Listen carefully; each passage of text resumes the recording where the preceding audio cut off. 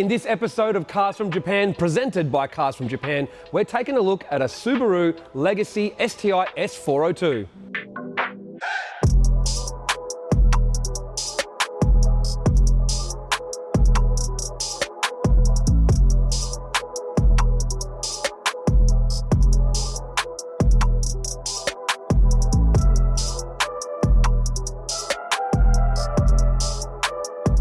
In the same way that STi adds their flavour and some motorsport punch to the S2O series of WRXs, they've also done up a few of their legacies, or called Liberty here in Australia. And this is one of them, the Subaru Legacy S402. Basically, it's STi's hot version of the Legacy. Let's take a closer look. So the Legacy S402, I guess, is the more grown-up STi that you get. It's something that's more practical, more luxurious, more streetable, but you've still got the STi cred and the performance to go with it. Now, they made 200 of these in the station wagon and 200 in the sedan. So in total, they are still a pretty rare car to have. In terms of styling, obviously this one's a lot more subdued, a bit more of a sleeper, but it does have a different front lip. It has the mesh grille. The front guards have been widened to fit the larger wheels on this car. You can see the little vent at the top of the guard. You've got the silver mirrors that are a signature. And the other giveaway besides the badging on the back is the STi Sports exhaust. The S402 also gets the lightweight and wider BBS alloy wheels, same as the WRX STi S40 series. But it gets bigger brakes than the STi WRXs. It gets these 6-piston calipers. There's 2 piston at the back, and obviously STi has done their own shocks and springs to suit this car. Under the hood of the S402 is still the 2.5 litre 4-cylinder boxer engine, but they have changed the turbocharger to a twin scroll unit. They revised the exhaust and made tweaks to the ECU. Power is up to 210 kilowatts, so not as much as the WRX STi S20 series of the equivalent era, but it does have more than obviously the normal Legacy GT. What else is under here? You can see the STi strut brace, and you get your nice little badge that tells you that this is number 212 out of 402. Why did they make 402 of these instead of 400? I think it's pretty obvious, right? S402. Stepping inside the S402, it's very obvious that this is a totally different car to the WRX STi S20 series. Obviously, a little bit more space. It's designed to be a little bit more luxurious with a dash of sport rather than sporty with a dash of luxury. Plenty of STi badges to let you know what sort of car you're in, STi embroidered seats, but obviously I don't have the bucket seats of the STi, so I don't know what it's going to be like with the twisties. But the most important thing in this car is a 6-speed manual out of the WRX STi.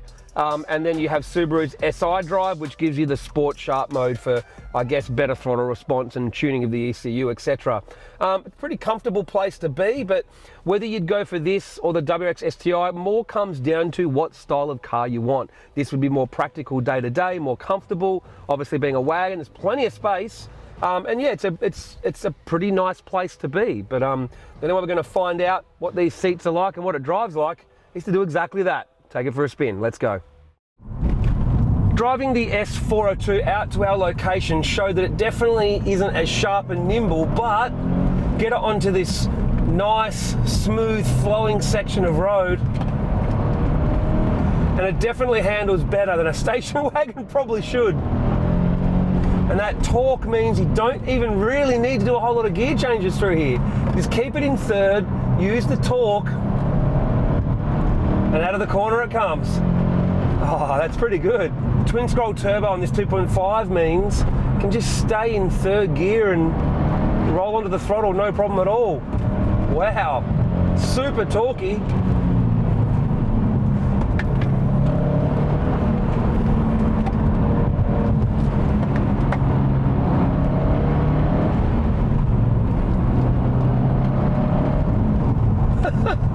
Not bad.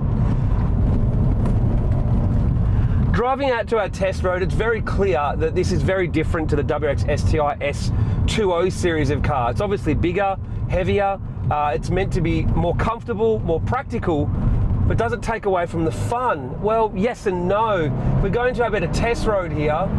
When you turn in, it doesn't turn in as sharp, but it kind of, once it rests onto its suspension, it's got heaps of corner speed, very fast, changes direction, not as good as the STi, but still very good for what it is. But yeah, a bit of a different driving style with this compared to the STi. You can't really throw it in. It's gonna be a bit smoother, but once it settles on the suspension, it's very good. It's pretty much exactly what STi said this car would be in the articles in the brochure, and that is, it's nicer to drive normally and every day than what I guess the hot STi models are, but you still can have plenty of fun on the road with it.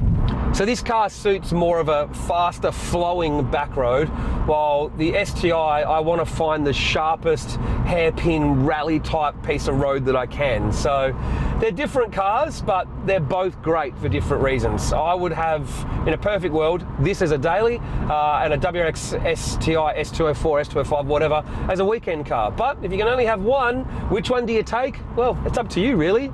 Do you want to throw your mates and kids in the car and be able to cruise around and then have some fun on some corners?